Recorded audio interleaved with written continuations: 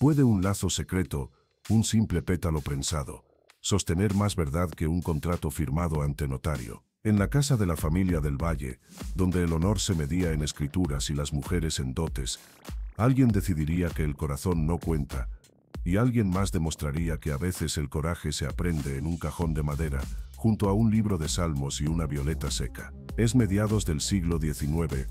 La mansión huele a madera vieja y cera, a tableros barnizados que crujen bajo pasos lentos.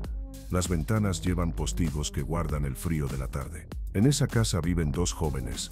Elena, de mirada grave y manos acostumbradas a doblar cuentas y pliegues de seda, y Ana, que aprendió a tocar el clavicémbalo para complacer a visitas y a escribir cartas en tinta sepia que no terminaban de enviarse. Ambas han sido prometidas. La necesidad apretó al padre. Las deudas dictaron nombres y las voces del pueblo ya calculaban dotes y alianzas. ¿Hasta dónde llega el deber cuando la sangre pide otra cosa?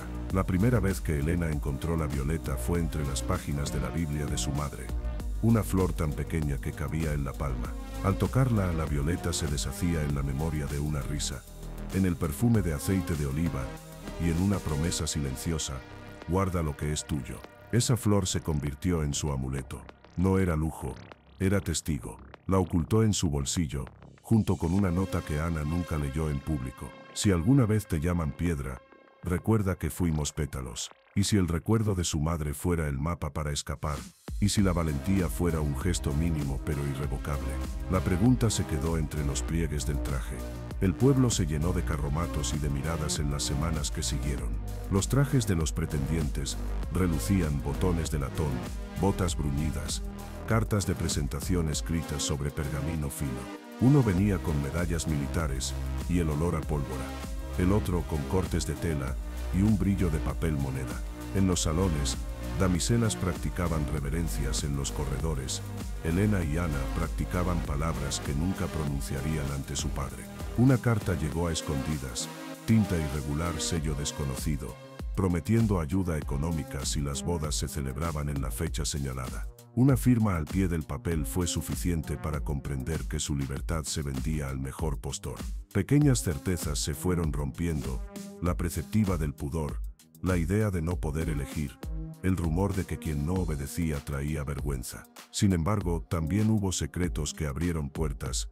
Una vecina confesó que ella misma había huido a un convento para salvar su honra, y que allí encontró paz y compañía.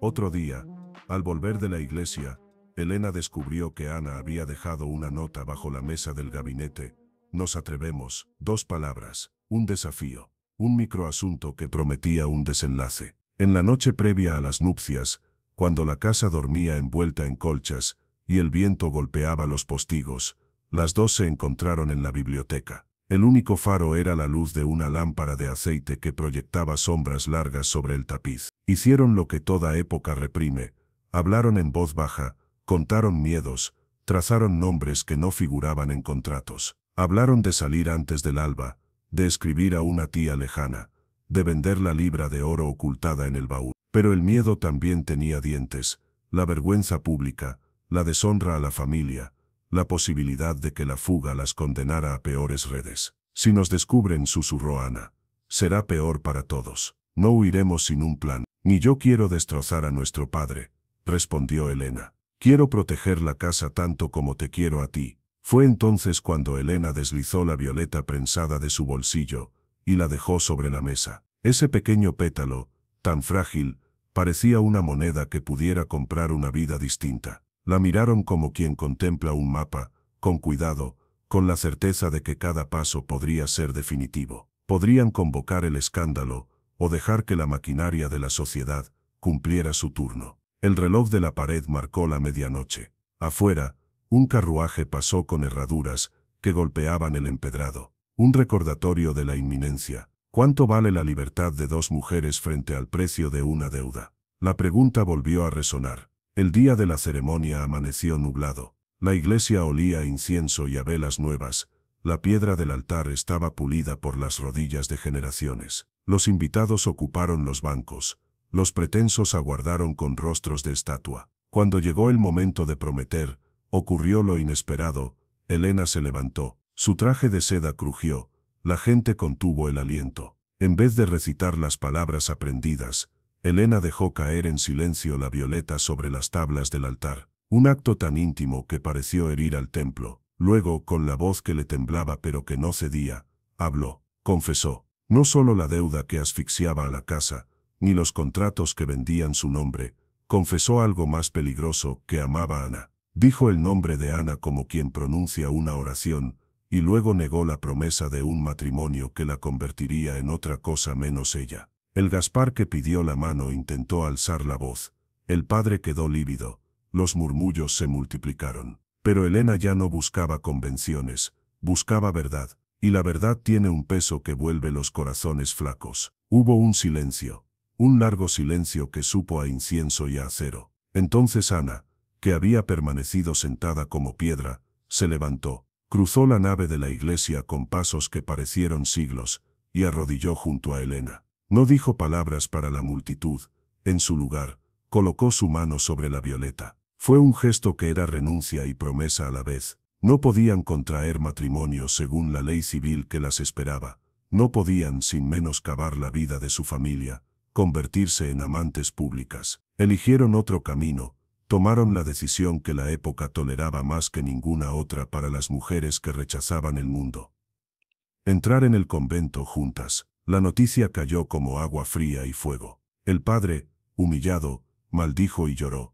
Los pretendientes juraron venganza. La gente del pueblo discutió lo ocurrido en la puerta de la iglesia. Pero la observación que no se vio en los panfletos de la plaza fue íntima. Dos jóvenes habían cambiado la forma de su vida con un acto que no era ni cobardía ni sumisión, sino un sacrificio buscado. Habían renunciado a un tipo de libertad, para encontrar otra que les permitiera sostenerse mutuamente. La mañana en que cruzaron la cancela del convento, la violeta ya no era un secreto. Fue cosida en el interior de la túnica de cada una, junto al corazón, como una señal de que algo precioso había sobrevivido. La clausura no borró la ternura, la transformó en pequeños ritos, un mensaje en tinta escondido entre páginas, un hilo que cosía dobladillos, una mirada compartida durante la misa. La gente decía que se habían dado a Dios, ellas sabían que se habían dado la una a la otra, en la única forma que les fue posible. Años después,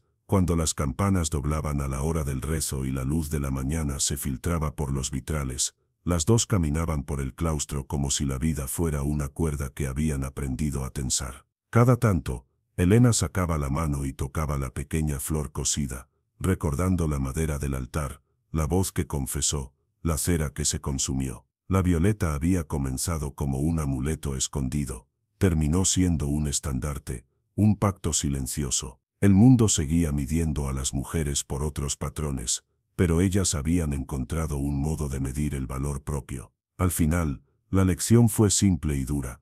A veces el heroísmo no entra en los acuerdos ni se compra con postdatas. A veces consiste en tomar una decisión que no convence al mundo, pero que salva la dignidad y el amor. La violeta, comprimida entre panes de papel, enseñó que el amor puede cambiar de forma y ser igualmente invencible. No porque saliera a la calle a gritar, sino porque eligió un refugio donde la verdad no sería negada. Y cuando, en el crepúsculo, una de las dos colocaba la flor a la luz de la lámpara, el perfume que apenas quedaba se parecía mucho a la palabra que ninguna sociedad había querido pronunciar: coraje.